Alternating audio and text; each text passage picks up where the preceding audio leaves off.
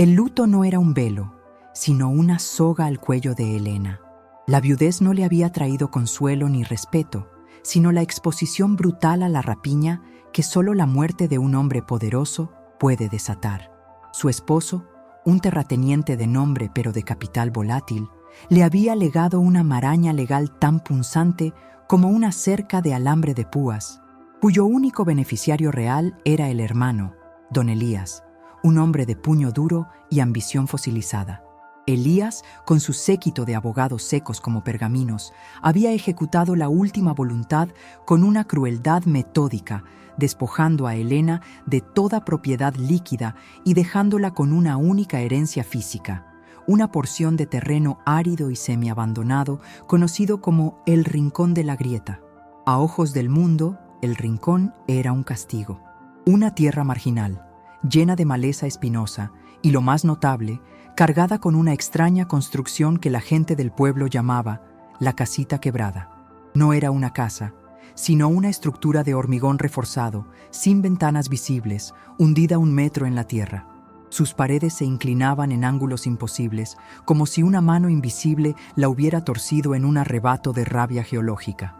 Elías había insistido, con una sonrisa que no le llegaba a los ojos, en que esa ruina era el patrimonio de Helena, una burla calculada para forzarla a ceder. La viuda, acorralada por las deudas y la necesidad de alimentar a sus 2 hijos pequeños, se había convertido de la noche a la mañana en una figura patética, vestida de negro y sentada sobre una hipoteca que se pudría. La fórmula de la ruina era perfecta.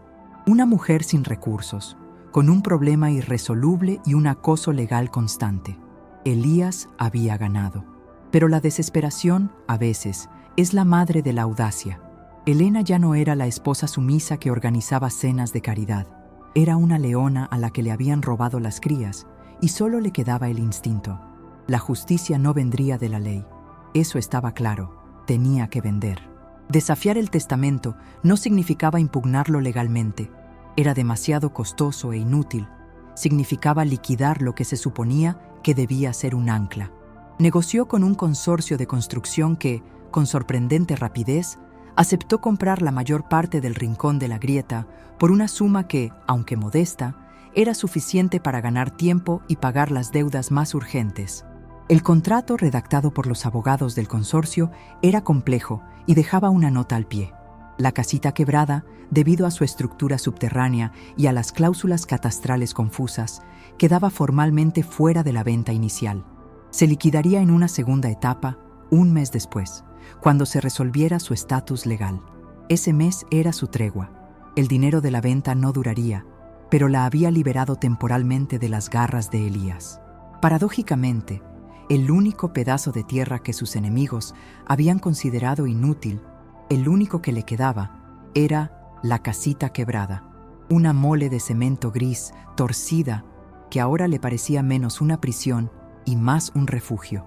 Su mente, antes paralizada por el miedo, comenzó a trabajar con la frialdad de una máquina calculadora. La fórmula de la diferenciación se activaba. La víctima se transformaba en investigadora activa por pura necesidad.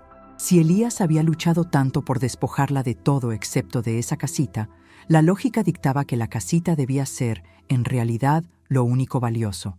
Se acercó a la estructura por primera vez con ojos de propietaria. La casita quebrada no tenía cerradura, sino un cerrojo oxidado que se dio con un gemido metálico. El aire que salió era denso, húmedo y olía a tierra mojada y a algo indefinible, como óxido y cobre. El interior era un único espacio, oscuro y vacío, con un techo bajo que se inclinaba peligrosamente. La luz que entraba por una rendija cerca del suelo revelaba que las paredes no eran uniformes. Estaban recubiertas por una capa de yeso antiguo y granulado que, en algunos puntos, se había desprendido, revelando el hormigón rugoso de debajo. Helena pasó la mano por una de las grietas. La superficie de cemento se sentía anormalmente fría, casi helada, en contraste con el bochorno del exterior. Fue entonces cuando notó la anomalía, el detalle que había pasado desapercibido para todos los tasadores y abogados. En el centro exacto del piso, no había un desagüe ni una grieta, sino una losa de piedra pulida, perfectamente circular, que contrastaba con el cemento áspero que la rodeaba. No había manija ni bisagra visible. Parecía un disco incrustado, un ojo de cíclope que la miraba desde las profundidades de la tierra. La viuda se arrodilló, su corazón latiendo con una nueva y peligrosa energía. Había una fisura casi invisible en el borde, suficiente para que ella, con la punta de una uña rota, sintiera que la losa no estaba pegada.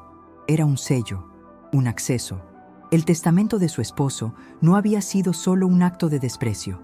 Había sido un mapa, y la casita quebrada, el marcador de un tesoro, o quizás de una trampa. Había vendido la superficie. Ahora necesitaba descubrir lo que su desesperación le había forzado a hallar debajo. La inversión de poder estaba a punto de comenzar en el lugar más bizarro e improbable de todos. La losa pulida no cedió a la fuerza bruta. Elena empujó, tiró y utilizó una palanca improvisada que encontró en la maleza exterior, pero el disco de piedra se mantenía firme, sellado contra el cemento.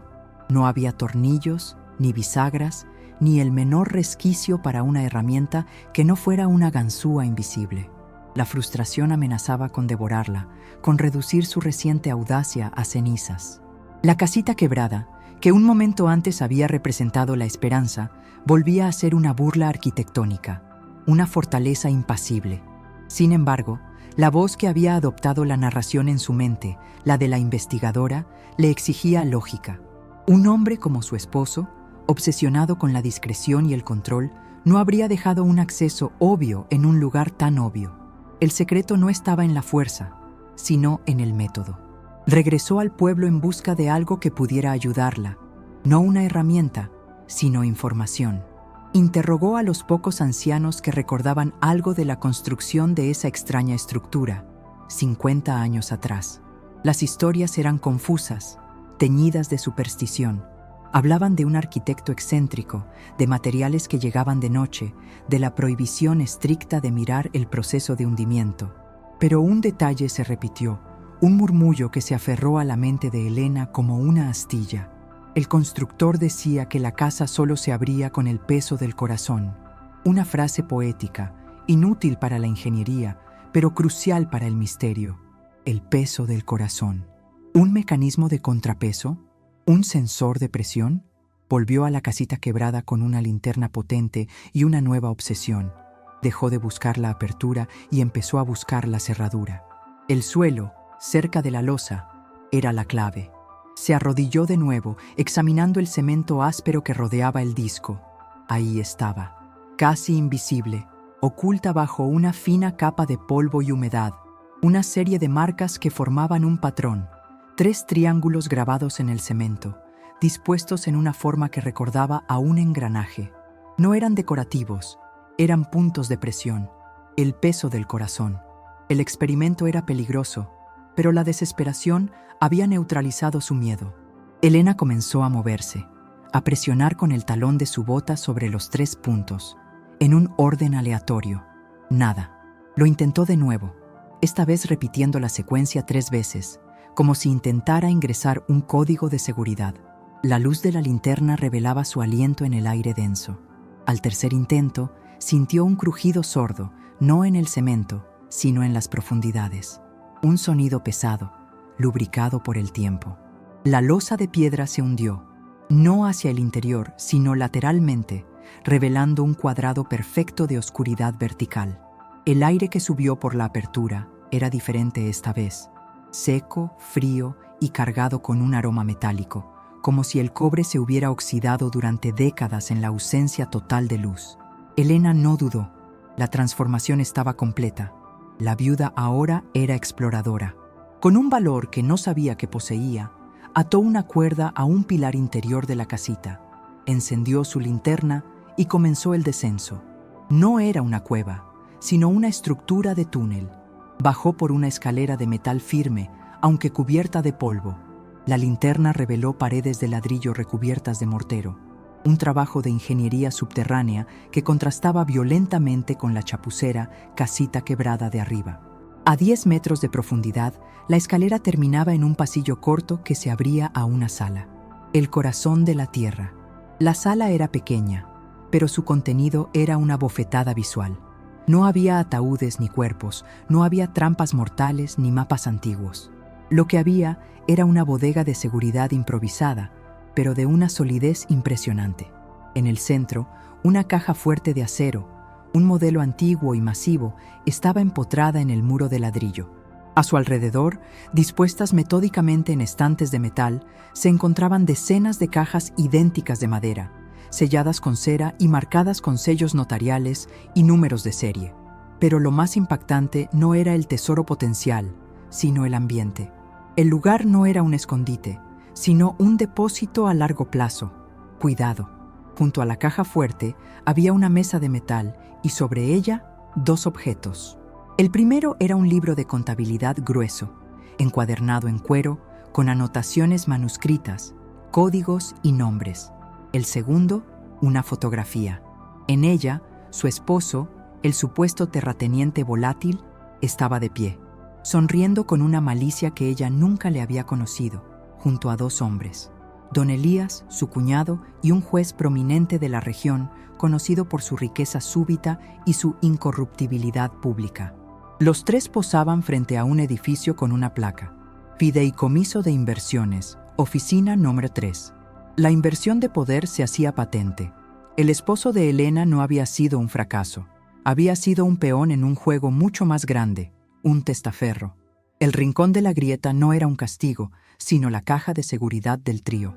Y el testamento de Elías no era un acto de desprecio, sino una limpieza de pruebas, dejándole la única posesión que no podían liquidar de inmediato y que creían impenetrable: el acceso a su secreto más sucio. Elena sintió que el luto se evaporaba por completo, reemplazado por la fría claridad de la venganza. Ella no había heredado pobreza, había heredado la prueba de una conspiración financiera. La viuda, ahora la guardiana involuntaria de una guarida financiera, sabía que no podía actuar con prisa. La caja fuerte y las cajas de madera representaban más que dinero. Eran la base de la impunidad de 3 hombres poderosos. Si Elías o el juez sospechaban que ella había roto el sello de la casita quebrada, no dudarían en hacerla desaparecer, llevando consigo a sus hijos. La supervivencia dependía de la inteligencia, no de la confrontación. Elena regresó a la superficie, sellando la losa con el mismo patrón de presión. Afuera, el sol tropical golpeaba la tierra reseca, pero ella se sentía envuelta en una capa de hielo protector. Su primer paso fue la cautela. Dedicó los días siguientes a descifrar el contenido del libro de contabilidad. Utilizando su conocimiento íntimo de las finanzas de su esposo, recuerdos olvidados de llamadas cifradas, viajes repentinos, nombres susurrados, logró mapear la red. El libro detallaba un esquema masivo de desvío de fondos públicos a través del Fideicomiso de Inversiones, canalizado por el juez y administrado a través de propiedades y prestanombres, siendo su esposo el principal peón sacrificado para absorber el riesgo inicial. Las cajas de madera, marcadas con números de serie que correspondían a entradas específicas en el libro, no contenían oro, sino documentos originales, pagarés, títulos de propiedad falsificados y pruebas irrefutables de las transacciones ilícitas. La caja fuerte era el corazón de la evidencia, probablemente conteniendo los soportes digitales o los contratos madre. Elena se concentró en ella. Era un modelo de los años 60, mecánico, de dial giratorio. Buscó en la mesa cualquier indicio. Debajo del libro de contabilidad encontró un pequeño papel doblado en el que, en la caligrafía de su esposo, se leía una única palabra: Dédalo. No era un código, sino el apodo cariñoso que él le daba a su hijo mayor. Al lado, una secuencia de números: 25, 11, 18 dólares. Era la fecha de cumpleaños de su hijo. Una ironía perversa. El hombre había dejado la clave de su ruina incrustada en el amor por su familia. Con las manos temblorosas y la adrenalina corriendo como mercurio helado, Elena giró el dial. Escuchó los clics internos. El último giro fue suave. Un siseo de aire retenido durante años y la pesada puerta de acero cedió. Dentro, un maletín de cuero gastado. Lo abrió. No había joyas ni fajos de billetes, sino unidades de memoria USB encriptadas y el contrato original del fideicomiso, con las 3 firmas ilegales claramente estampadas. El poder de don Elías y el juez colgaba ahora de un hilo tan frágil como el plástico de esas memorias. La estrategia de Elena fue la justicia silenciosa, la venganza que no hacía ruido. Sabía que llevar las pruebas a la policía o a la prensa era firmar su propia sentencia de muerte. Tenía que usar el sistema contra sí mismo, pero sin ser vista. Utilizando los modestos fondos de la venta de la tierra y un viejo contacto de su padre en la ciudad capital, contrató un servicio de mensajería anónimo y extremadamente discreto.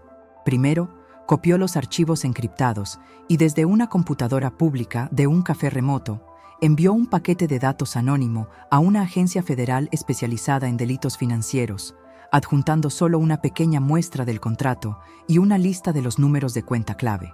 El mensaje era simple, una punta de iceberg. La semilla de la duda estaba sembrada. Luego, la jugada maestra. El contrato de la venta inicial de la tierra estipulaba que la casita quebrada se liquidaría un mes después. El día antes de la fecha límite, Elena regresó al escondite. Extrajo todas las cajas de documentos, la caja fuerte vacía y el libro de contabilidad. Las reubicó, cuidadosamente camufladas, en un trastero de alquiler a cientos de kilómetros. Lo único que dejó en la sala subterránea fueron un par de herramientas viejas y el olor a humedad. Luego, dejó la losa deliberadamente abierta.